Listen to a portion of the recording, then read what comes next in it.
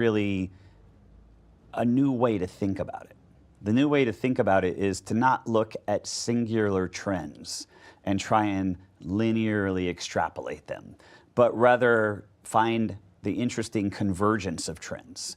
So it's not, you take one thing and we might say there's an aging consumer. And we might say, okay, first of all, I know that. Second of all, maybe I'll develop a strategy for the aging consumer, a marketing strategy. We say, no, that's not the right way to think about it. What we want to do is say, what happens if this happens, this happens, this happens, and this happens, and those all converge? It actually reveals risks and opportunities that are not visible when you look at one trend at a time and sort of apply them. So that's kind of the big impact, is that aha moment. And then the second big impact is, oh, I need to think about this differently. And there are 6 forces that we've identified as part of their work. Do you want to give us, elaborate a little bit on which ones those are, and also if you see that some of them are having more impact than others? Yeah, okay, so we surfaced, the first thing we did is through these interviews, we surfaced, like I said, 250 distinct secular trends, technologies, industry issues, government policies, and then once we had surfaced those, we set about researching those. And so we developed a really robust set of research around this, and that we maintain and we keep it up to date, and that 250 is constantly growing and changing and evolving. But ultimately we had to find a way to organize those. And what we discovered is they all fall into one of 6 categories. And so that's where we came up with what we call the 6 forces that are shaping. So while they're big macro forces, there's a ton of information that lives underneath them. For example, one of them is the unprecedented consumer, and I've already alluded to that a bit. The changes that are happening with the consumer themselves are happening at a rapid pace, but they're really unprecedented. It's not more of what we've seen. It's actually some really, really different differences that are either upon us or about to be upon us. And by the way, that first category ends up being things that are not choices. They're things you can measure, like a census sort of measurement. And the second category is a changing society and culture. We call it society rewired. And the reason I call out that idea about choices is the second category is about choices. And in our consumer industry, choice refers to priorities. And priorities really refer to, or they really drive, discretionary spending. We spend our money on the things that are important to us, so we have to understand how those change. The third category is really technology, and we call it exponential X-tech, which sort of fancy words, but really it's sort of 2 things. One is speed. And while we all know that speed has been here with technology, in fact, it's called Moore's Law. We're used to it. It doubles every 18 months. It's actually fairly given that every 18 months the price capacity of computing power is going to double. And that's speed, because doubling and doubling and doubling is actually an exponential curve. That's not actually that surprising, because we've been talking about that for a long time. But what is surprising is that there's a report out from Stanford University on the state of artificial intelligence. And they've identified that AI is not moving at the pace of Moore's Law, it's moving faster. So it's doubling every 3 to 5 months. And when that compounding effect, it's kind of hard to understand and visualize what doubling is. It's hard to get your head around that. But I would tell you, if you were planning a 5-year strategy at the pace of Moore's Law, you have to be prepared for 10x advancement during 5 years. If you're preparing a strategy at the pace of AI's advancement every 3 to 5 months, it's not 10x. It's actually over 1,000,000x. So it really is sort of profound. And of course, we spend a lot of time talking about, how do I understand speed? How do I have to think differently? What are the implications of that? The second component of that X-tech, that word, really refers to a broader set of technology domains than honestly I traditionally would think about. I would normally think about infotech. So computers and cell phones and databases and data lakes and things like that. But the reality is there's other domains like biotech, synthetic biology, material science, even space as a domain. And not only are those domains also moving at that same pace, they're actually converging, and artificial intelligence is accelerating those domains of technology. So we have to understand those. That's sort of the third. The fourth is really around the industry itself, industry upheaval. So there are a broad set of trends that are occurring that are very specific to how we compete, that are actually redefining the rules of how we compete and dissolving the barriers to entry. And as the barriers to entry dissolve, what we have is a proliferation of competition. We have a proliferation of optionality on behalf of the consumer. And in an environment where there's not a lot of growth, when there's a decline in barriers to entry, there's a fragmentation of share. And that sort of makes you feel like you're in a no-growth environment. So that's sort of industry upheaval. Then we talk about the planet and climate change. We talk about the impacts that we as an industry and we as a consumer, we produce 60% of all greenhouse gases are produced by our industry or by the consumer themselves. So we have a responsibility.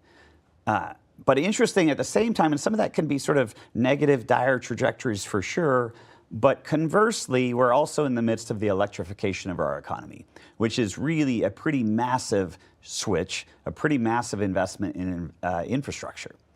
Some folks I've heard, somebody I spoke to along the way said, we're going to invest more in infrastructure in a single decade than we have in the entirety of humanity, which is pretty mind-blowing to begin to think about that electrification and what the implications are there. And then finally, the last category of the 6 is government policy. Geopolitics, politics, and power, all those topics. And of course, those are hot topics right now, particularly in the US, maybe in Europe as well. Things like immigration, things like the tariffs, things like geopolitical relationships that are shifting. All of those things also impact the future of our industry. And we have to begin to understand how those all converge, where they create risks, where they create opportunities. So there's the 6 forces and the framing around that. Wow. Yeah. And I know that you've had a couple of discussions. We're sitting here in Stockholm and you met several retailers and consumer products companies. Anything when discussing these 6 forces and the trends that we're seeing and how they are converging that stands out for you when it comes to the Nordic market? Well, one of the things that I find really interesting as I've traveled the world and I've spent a lot of time, particularly in developed markets, is the commonality of the trends. Like we've got different society and culture, but there's so much commonality with the fundamental shifts. Now, some are more amplified in some places. So for example, in the US, I say a lot, we're getting ready to cross a threshold where we'll have more people over 65 than under 18. And in Europe, you've already crossed that threshold. Of course, Japan has already crossed that threshold. We talk about declining birth rate. So in the US now we have a negative, like our birth rate is below the replacement rate. So what that means is without immigration, we're not growing. Our population isn't growing, our workforce isn't growing. That's actually true in Europe as well. It's actually true also in China. It's actually true that the vast majority of industries or the vast majority of countries have a birth rate below the replacement rate, which is really a fundamental topic that we actually have to deal with is because our industry was built for more. And never, this is unprecedented. There's never been a period of time over the last 300 years as our industry's really sort of taken shape where we really haven't had more people and more consumers and more GDP and more consumer spending, but the fundamental underpinnings of that are starting to change. But that's actually really common if you begin to look at it across. It's a little different, but generally speaking, it's the same. So I think that's probably one of my biggest aha moments is the degree to which these trends, these forces are playing themselves out or really have sort of this common theme that plays out. Because I think sometimes we think of our geographies being more different than they are, more advanced, more behind, more, but the reality is the forces are actually pretty common and similar.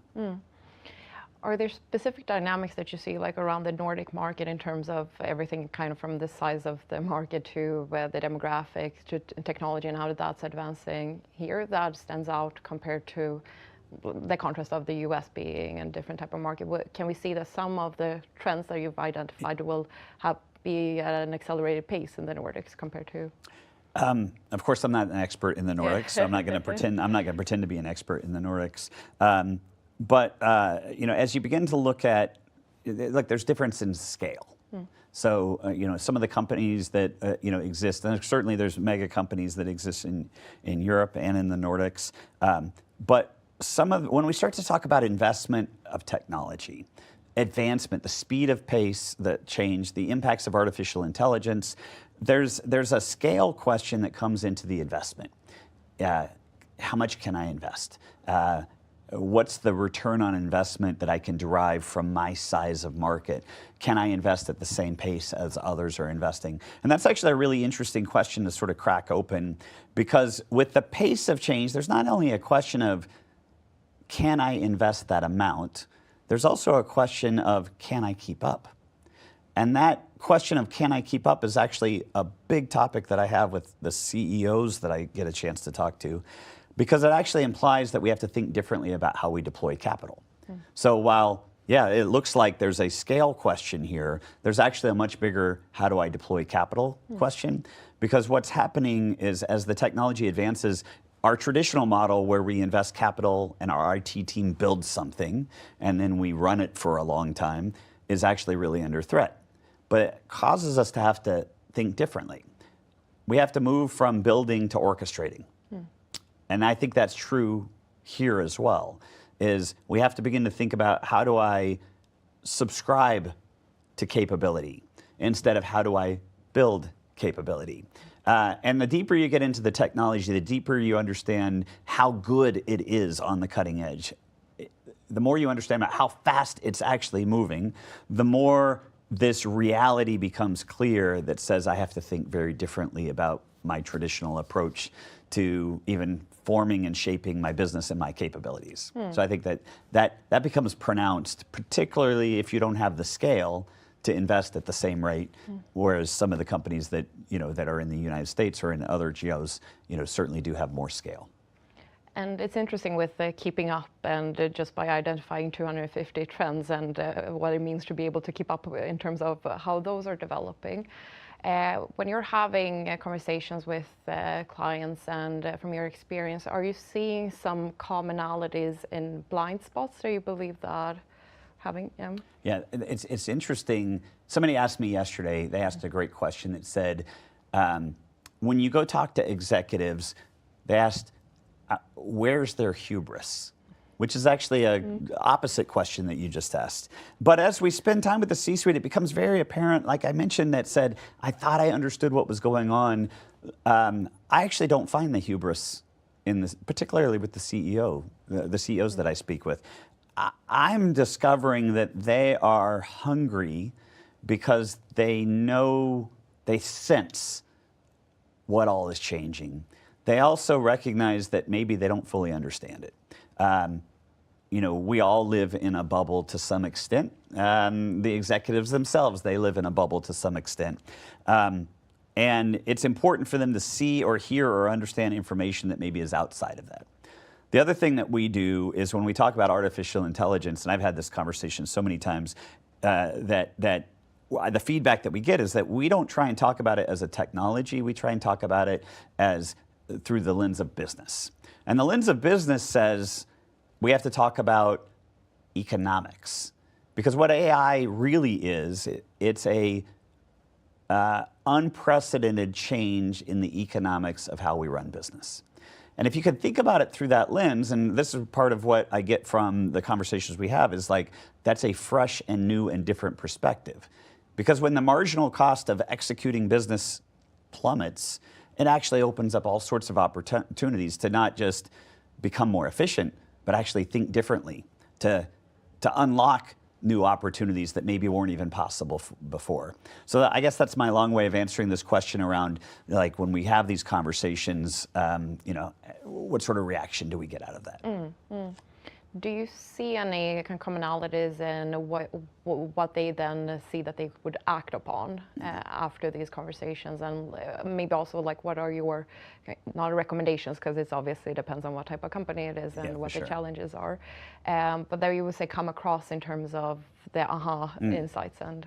Well, we've not only done the work where we've surfaced the 250 trends, we actually then derive out of those a set of implications. And I'll talk about some of those implications in a second. But we also then take this down to what we call the subsectors.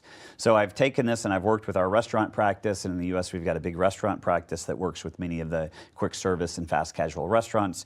And we've developed the future of restaurants.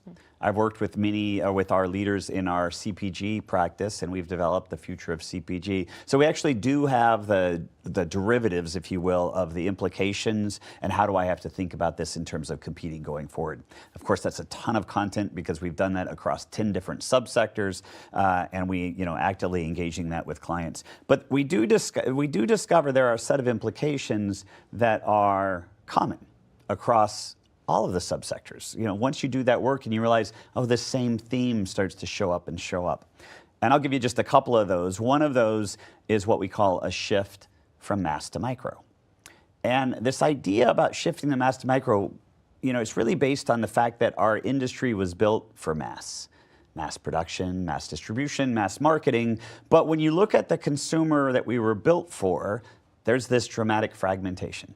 And that fragmentation and that competition for that consumer is certainly racial and ethnic, economic, it's geographic, it is a lot of different ways. More people living alone, pet owners. And as you begin to look at that data, you realize there's so many things that are diverging and fragmenting out. In order to compete for that consumer, I actually have to prepare to compete, in very, very different ways across that set of consumers.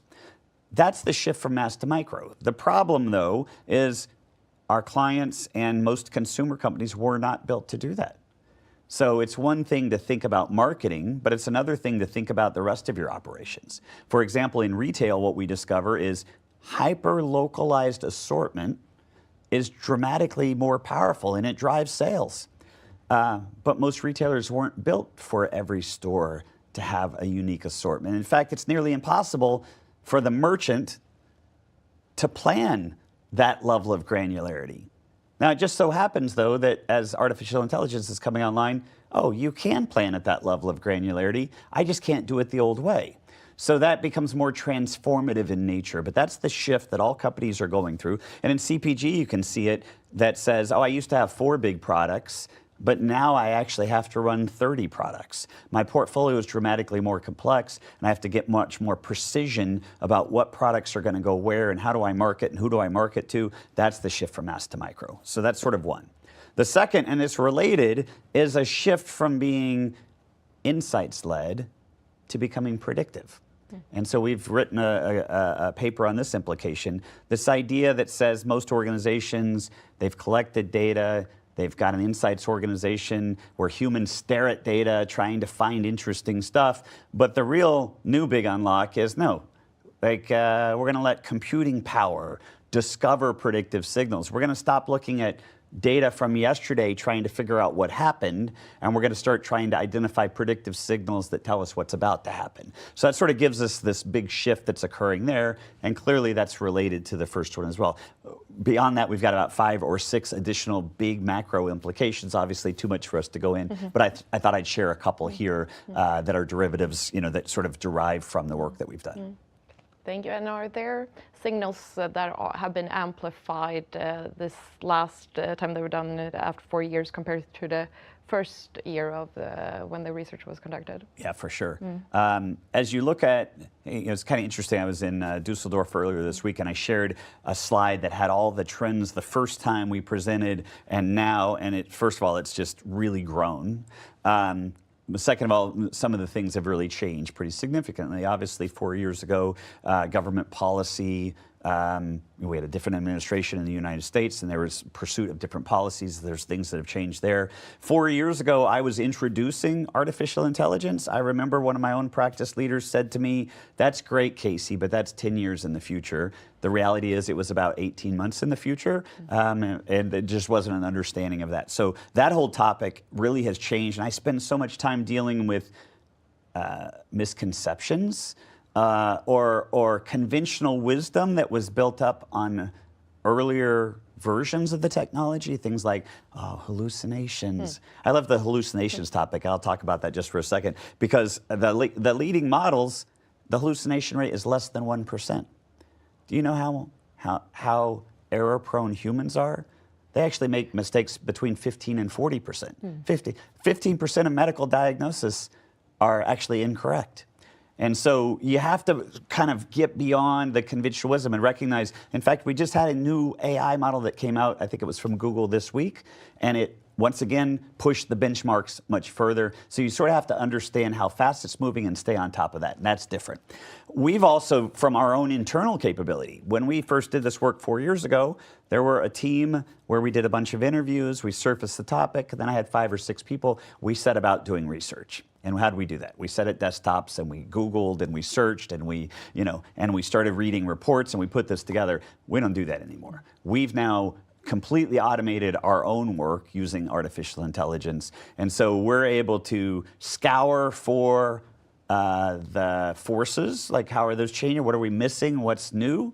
And we're also able to produce and refresh the research using artificial intelligence. And for us, it went from a multi-month effort to in 2 days we can have completely refreshed research. So that's changed for us as well. Super interesting, and I mean, we've already concluded that it's not a crystal ball, but as a final question, if you would look ahead 4 years and the signals that will be amplified then compared to today, anything that you think stands out? Yeah, well, let me take it from a slightly different angle. Yeah. I think right now, of course, I've already talked about artificial intelligence. There's a lot of conversation about this, but I think that most people are thinking about it as an efficiency gain. Okay, and I think about this one a lot because I actually have a very different perspective around what the impact will ultimately be. There's something called Jevons paradox, which is an economic paradox that says when we become more efficient, we don't use less, we use more. So for example, fuel has gotten dramatically more efficient. We actually use more fuel today than we did when it was inefficient. So what I like to think about isn't, hey, we're going to do exactly the same but cheaper. I like this analogy. If drug discovery became dramatically cheaper, would we just discover the same amount of drugs but just cheaper? No. We're going to discover dramatically more drugs. That's Jevons paradox. What that means is, I like to say, we're getting ready to blow the top off this thing. If you think about this right, this isn't, fearful of jobs. This is unleashed productivity. What are we going to do with that? And so I try and get companies that we spend time talking to sort of think through a different lens. How would I build a business that will capitalize on this? What do I have to change? How do I think differently about this? Because frankly, if we're able to do that, the economic growth doesn't come from population growth. The economic growth comes through productivity growth. And so for me, that's a very positive way to think about it. And historically, it would tell us that's the right way to think about it. Thank you so much, Kasey. On a final note, any last thought-provoking recommendations that you want to give to the Nordic companies in terms of future consumer? I just like to end on this note because I can spend time, we spend hours talking about what the data really tells us. And it's easy to look at it and to take a view like this is dystopia. Yeah, like some of the information can be very heavy about what's changing around us. Other people, by the way, will hear the same exact information and they'll say, this is amazing. This is utopia. Economic breakthrough, longevity, new drug discovery, all of those things are incredibly positive. And what I like to say is that I don't try and predict which one of those futures we're going to land on. I know which future I want to land on. I know which future I'm investing towards. But ultimately, the difference will be choices. It'll just be choices. Choices that you and I make as parents, as coworkers, as executives, as voters, they'll just be choices that we make. And so what I want people to feel is empowered, first of all, to understand what all's changing, but second of all is to feel empowered around their own role in making those choices to ensure that we don't predict the future, we create the future that we want. So that's how I'd leave the conversation if I could. And we'll leave on that note. Thank you so much, Kasey. And thank you everyone for joining the webinar.